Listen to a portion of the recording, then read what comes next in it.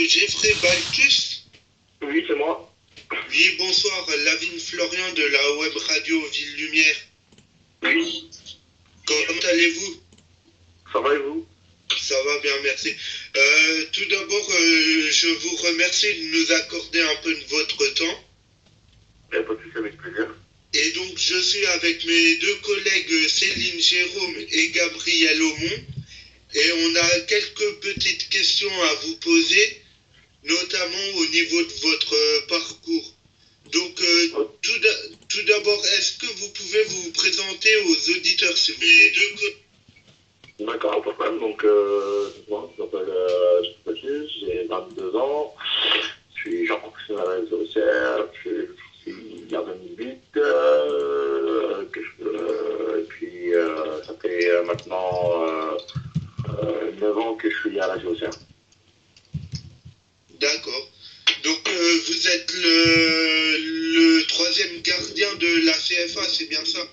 C'est ça, je suis très gardien des pros, donc, et le week-end, je joue en CFA. D'accord. Bah, je vais vous passer ma collègue Céline Jérôme, si vous le voulez bien. D'accord. Bonjour. Bonjour. Donc justement, dans votre présentation, vous dites que ça fait 9 ans que vous êtes à la GIA. Justement, vous n'avez pas envisagé avant de changer de club, d'aller voir ailleurs et d'avoir de... Bah après, si, ça a toujours été pas un souhait, mais j'y pensais, mais après comme on dit, OCR c'est OCR, et puis j'ai eu pas ma chance, mais je me sentais bien à OCR, j'avais ça, et j'avais pas d'opportunité de partir en prêt ou quoi que ce soit, donc je suis resté à faire. Et justement, quel est votre objectif cette saison? De cette saison? Oui. L'objectif, de toujours de grimper de plus en plus haut. Maintenant, c'est un peu difficile, mais on s'accroche, on travaille. Et puis l'objectif, c'est de soit prolonger à la GOCR en fin de saison, ou voilà, de trouver quelque chose d'intéressant en fin de saison. D'accord, quand vous parlez de quelque chose d'intéressant, c'est championnat français ou éventuellement à l'étranger? J'ai envie de dire qu'il faut ouvrir un peu d'opportunités. Après, c'est sûr, il faut voir le projet sportif, avant tout. Mais après, je suis pas gourmand, quoi. D'accord. Bonsoir, frère Gabriel Aumont. Moi, je veux un petit peu revenir sur la Géant lui-même, un club mythique du foot français, qui est aujourd'hui en deuxième division. Et vous avez un nouveau président depuis peu, Guy Cotteret. Et vous avez connu donc pas mal de présidents du coup. Et est-ce que vous pouvez nous parler de la présidence de Guy Cotteret, s'il y a des véritables changements ou finalement c'est toujours dans la même lignée?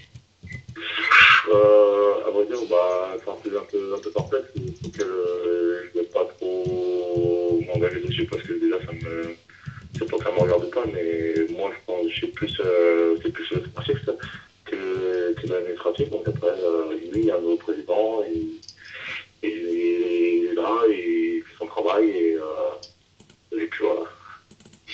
On sait que c'est un président qui privilégie énormément la formation, par exemple. Ouais, non, c'est sûr, c'est que c'est un président qui mise sur la formation. Donc maintenant, il y a quelques jeunes joueurs qui sont sortis cette saison, donc c'est sur la bonne voie. Et justement, la JOCR, l'équipe A jusqu'à présent deuxième division, comment vous voyez la suite de la saison? On sait qu'apparemment Guy Cotteret va pousser une violente, alors je ne sais pas si il est au cœur forcément du vestiaire de l'équipe A, mais comment est l'état d'esprit du groupe aujourd'hui, du club en général? Très bien, l'état d'esprit est très bien, le groupe vit très bien, voilà. C'est sûr que les résultats sont pas comme je le souhaitais. Maintenant, voilà, il faut s'approcher et il faut aller chercher les résultats qui nous font du bien. Et la saison dernière, vous évoluez en CFA, l'équipe B, si je ne me trompe pas. Oui. Dans le fameux groupe avec Strasbourg-Grenoble, le groupe Dixit Ligue 2 bis. Oui. Le fameux, et justement, par rapport à ce groupe de CFA l'année dernière, qui était quand même peut-être le plus relevé depuis très longtemps, on sait comment ça s'est fini début juin avec la montée de Strasbourg au dépend de l'état. Comment, vous, de près, vous avez perçu tout ça, finalement, d'aller d'un d'un coup comme ça au stade des Alpes, au stade de la Méno, voire notamment aussi à Mulhouse qui avait une très bonne équipe avec Pascal Johansson. Quand on est une équipe d'un club pro, est-ce que c'est pas difficile d'évoluer face à des clubs comme ça qui jouent vraiment un objectif principal? Non, au contraire, c'est même plaisant parce qu'on sait que le week-end il y aura des matchs intéressants et qu'on peut produire du foot, pas comme si on va chez le dernier qui va rester à 11 derrière, ça va être difficile. Après, c'était un groupe un peu particulier parce qu'il y avait Strasbourg et Raoneta qui se tiraient la bourre. Mais bon, Strasbourg a monté logiquement parce que c'était quand même la plus belle équipe du championnat et avec le stade qu'ils ont et les supporters qu'ils ont, bah, ça fait la différence, quoi. Est-ce que vous pensez que finalement, s'il n'y avait pas eu un groupe aussi relevé, vous seriez peut-être maintenu?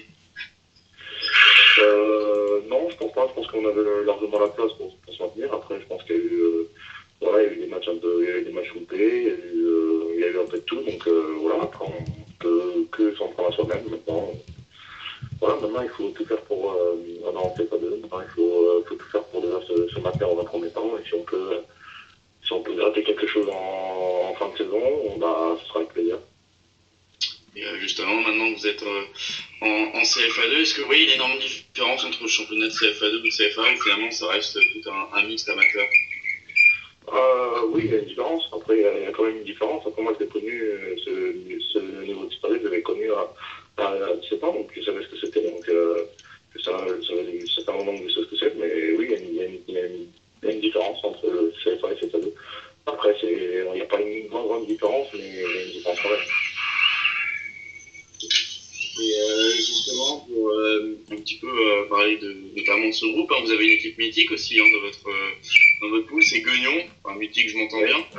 Et est-ce que il y a ça aussi, vous êtes bourguignon, est-ce qu'il n'y a pas aussi une petite particularité d'aller jouer comme ça face à un des clubs bourguignons qui a une forme de palmarès? Si, il y a toujours une personnalité, c'est un petit derby, on va dire, local de la région. Mais après, voilà, après ça reste un match comme les autres, et puis quand on veut sur le match, on veut pour gagner, contre le cas. Parce qu'on rappelle Guignon qui fait son retour un petit peu, doucement, après des passages compliqués. Ouais, ils ont eu des passages difficiles, maintenant, parce que c'est pas mal ce qu'ils font, le fait d'être remontés chaque année de suite. Maintenant, bah, on va leur faire de se maintenir aussi, parce que c'est compliqué pour eux. Et aussi une question, parce qu'on voit beaucoup, on en parle beaucoup par exemple pour mon cas personnel qui suit normalement le championnat national. Est-ce que l'état des terrains n'est pas difficile des fois dans le championnat amateur, notamment quand on est gardien? Bah, si après, que ce soit en Ligue 1, en Ligue 2, nationale, c'est pas deux, les pelouses sont difficiles maintenant. Bah, ouais, il faut s'adapter, on va pas se plaindre non plus, mais voilà, on va s'adapter et s'adapter aux conditions. Donc, c'est des aléas du temps et des pelouses. Ouais, on sait que c'est jamais simple. Et de la fin de saison, vous l'avez abordé, donc vous disiez le maintien, mais est-ce que même si je crois que vous avez 10 points de retard sur le premier, c'est définitivement inenvisageable ou on ne sait jamais? Oui, après, tout est possible. Tout est possible maintenant, comme je dit, je pense que la priorité des priorités, c'est déjà d'assurer le maintien. Et après, voilà, si on peut rater quelque chose en fin de saison et puis de faire une surprise, bah, on va pas s'en priver. Justement, vous le rappelez, hein, vous êtes gardien de but.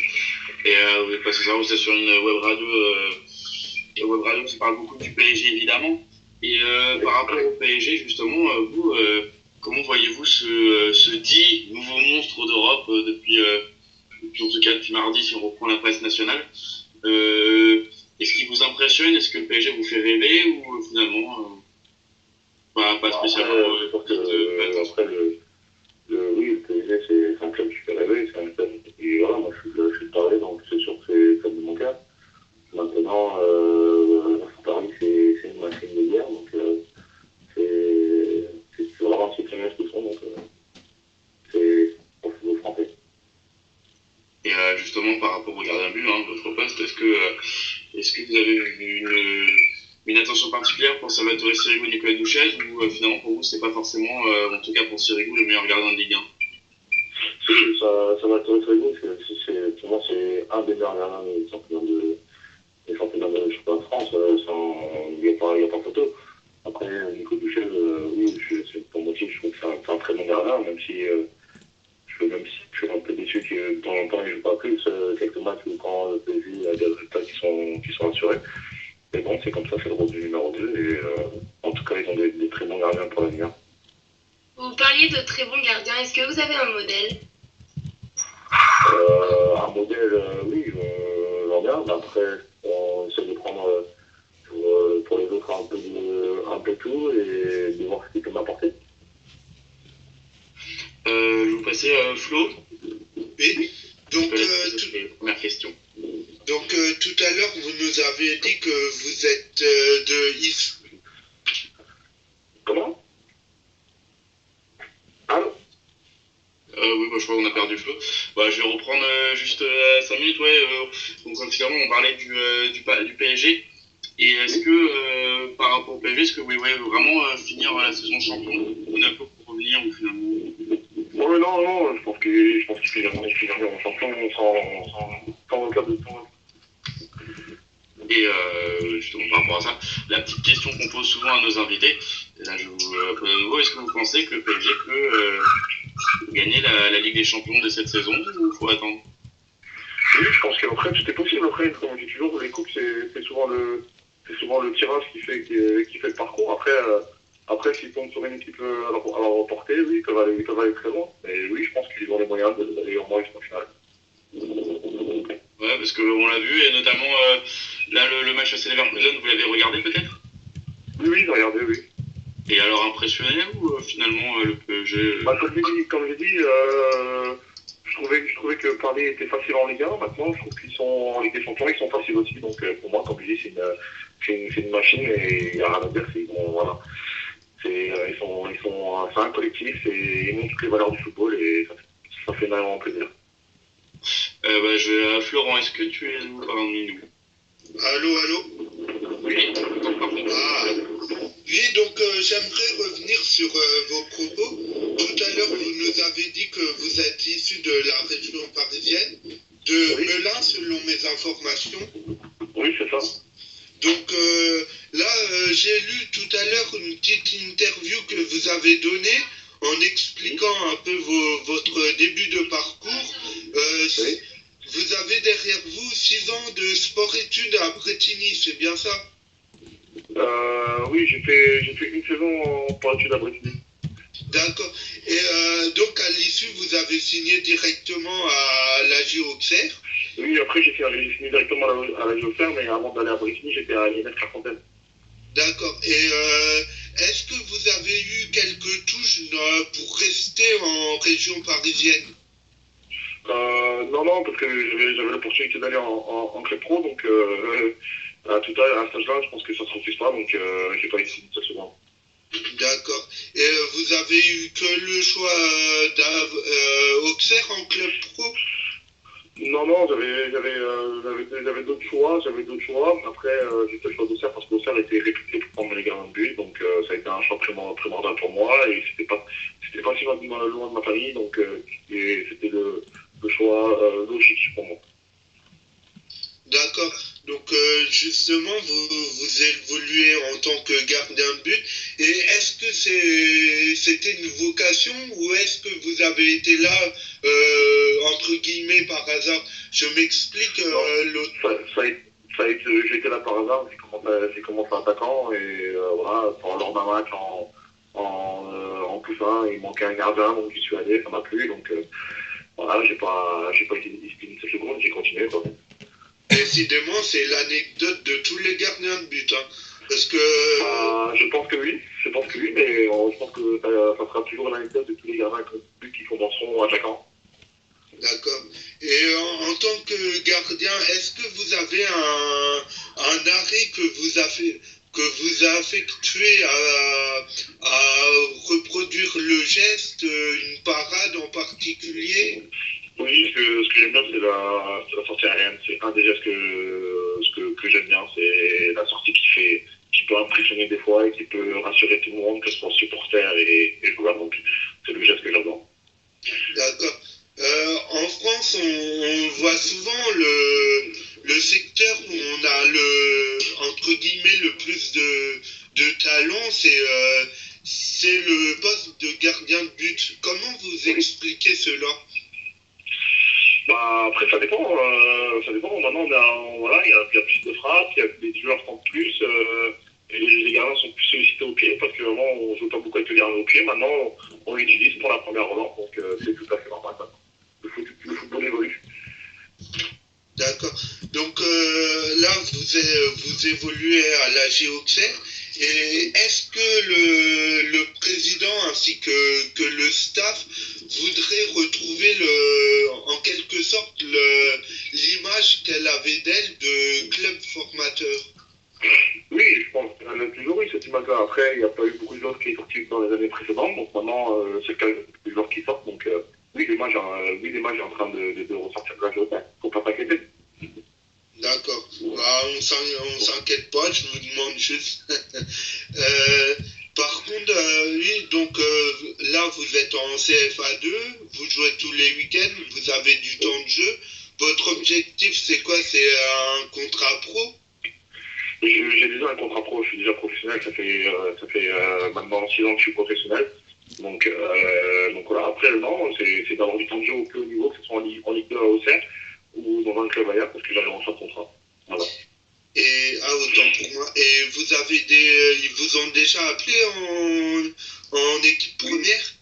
Oui, j'ai une dizaine de bancs. J'ai une dizaine de bancs en Ligue 2 et j'en ai 3 en Ligue 1. Voilà. D'accord. Et est-ce que les préparations d'avant-match sont les mêmes en CFA2, CFA et Ligue 1 ou Ligue 2? Oui, c'est les mêmes. Notre but, c'est de jouer, c'est d'être performant. Donc, il ne faut pas négliger les petits détails. Voilà, je prends chaque match comme si c'était un match de Ligue 2 ou de National ou de Ligue 1. Voilà. D'accord. Je veux vous repasser mes collègues s'ils ont d'autres questions. Merci beaucoup. Il y a quelques instants, on parlait du PSG. Est-ce que vous pensez qu'il y a un concurrent qui peut sérieusement rivaliser avec le PSG ou est-ce que le PSG est amené à dominer la Ligue 1 dès maintenant? Non, je pense que Monaco peut rivaliser, mais après, comme je dis, comme Paris est une machine de guerre, si Paris ne fait pas d'erreur, Paris sera champion. D'accord. Et en tant que gardien, quel est votre meilleur souvenir? Mon meilleur souvenir en tant que gardien, c'est ma première convocation chez les pros, sur le banc. D'accord. Et le pire? Et le pire, c'est un match de Gambardella contre Le Havre où j'étais 16 ans de deuxième année, et que j'ai vu ce match alors avec 2 ans d'avance, et on a fini au tir au but, et c'est moi qui ai eu le dernier tir au but. Voilà. Et justement, vous parlez de la Gambardella. Est-ce que c'est une compétition qui tient vraiment à cœur les jeunes en France Oui, c'est une compétition importante et je pense qu'il ne faut pas la négliger. Et si on peut aller le plus loin possible, c'est important. Ouais, on sait, hein, la Gambardella en France, je pense pour Auxerre, comme un club formateur. Oui. Une grande importance. Et évidemment, on parle un petit peu aussi du PSG et du foot, évidemment, un peu plus du gratin. L'équipe de France, on a eu la chance et on en est heureux de se qualifier à la Coupe du Monde. Oui. On sait que le gardien de l'équipe de France aujourd'hui, c'est Hugo Lloris, et qui est capitaine. Et est-ce que, d'après vous, un gardien, et Mandanda qui est aussi capitaine, mais est-ce que c'est un gardien qui peut être capitaine? Oui, un gardien peut être capitaine. Je pense qu'un gardien, déjà, c'est pas leader, bien sûr, pas un meneur de trop, mais oui, un gardien peut être capitaine, c'est pas un problème. Moi, je suis en réserve, donc il n'y a pas de souci. Je ne vois pas pourquoi. Et justement, est-ce que Lloris a les capacités pour être un bon capitaine pour l'équipe de France? Oui, je pense qu'il a les capacités. Après, on peut pas être sûr à 100%. On ne vit pas avec eux tout le temps, on ne vit pas dedans. Donc après, il n'y a que le coach, le staff et les joueurs qui savent s'il est capable. Mais si Deschamps l'a mis capitaine, c'est qu'il peut.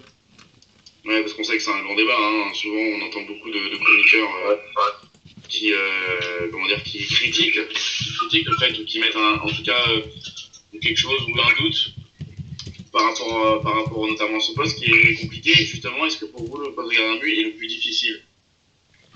Le plus difficile, je pense que tous les postes sont difficiles. Après, le poste de gardien de but est un poste à part. Et oui, il faut avoir certaines responsabilités et il ne faut pas avoir peur.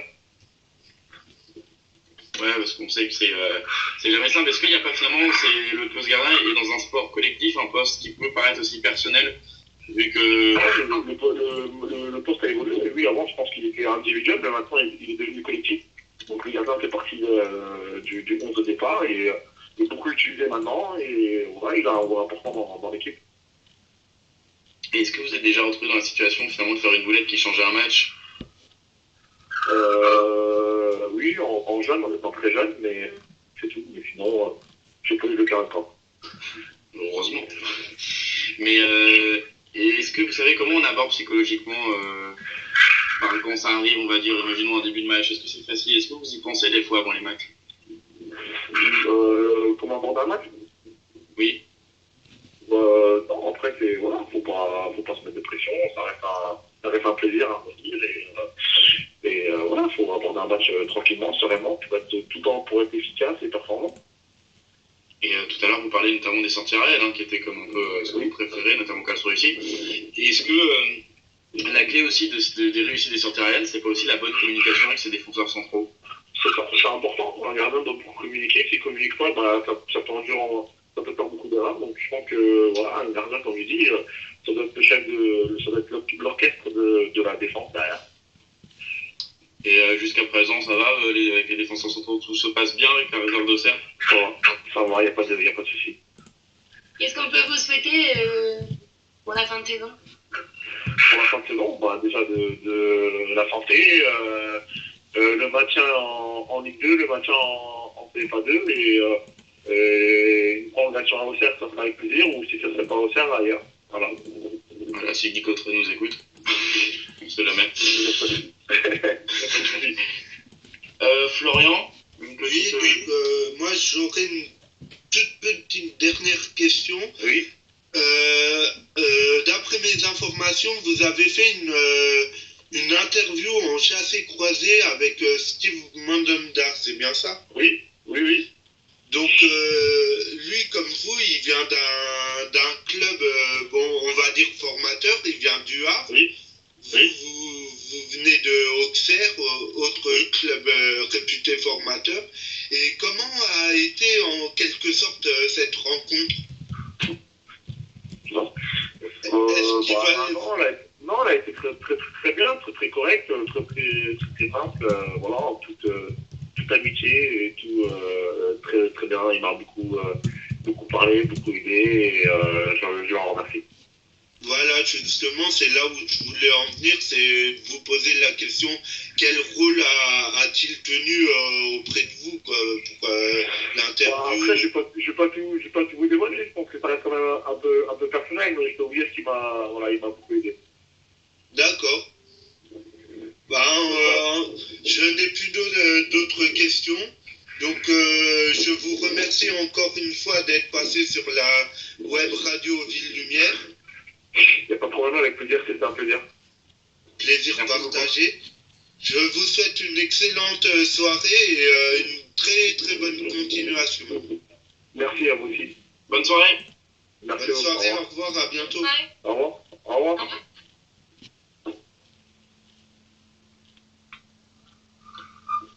Flo, Ouais. as-tu quelques peut-être infos sur le PSG à nous? Je dis, est-ce que le prochain match en blanc ou... Ouais. Déjà, on va remercier le gardien de but de la CFA 2 de Auxerre, Geoffrey Baltus, d'être passé sur notre web radio. Ensuite, pour les infos, il n'y a que des rumeurs. Donc,